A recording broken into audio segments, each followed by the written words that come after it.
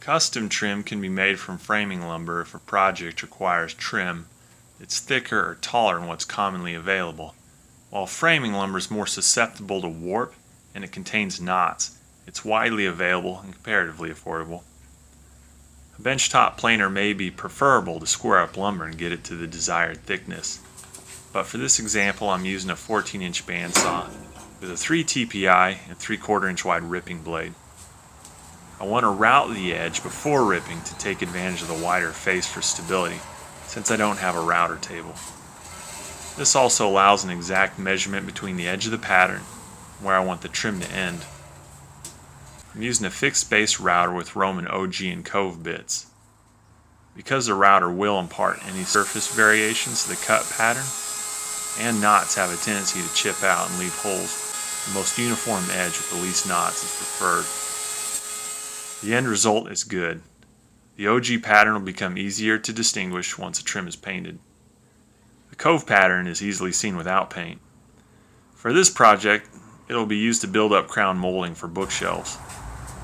With the patterns cut, I can measure and mark out the depth of the intersecting trim so it will meet where the Ogee pattern ends without any overhang.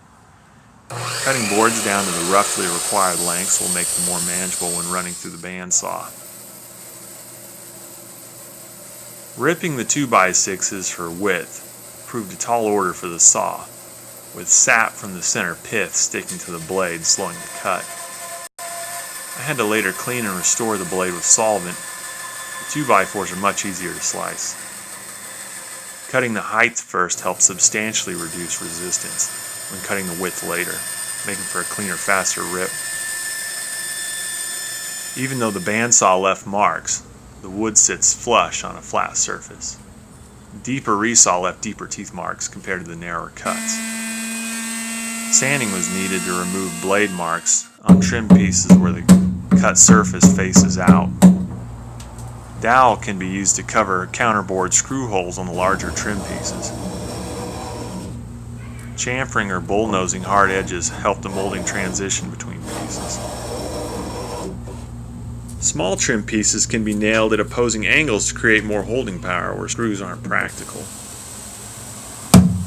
The painted trim looks good.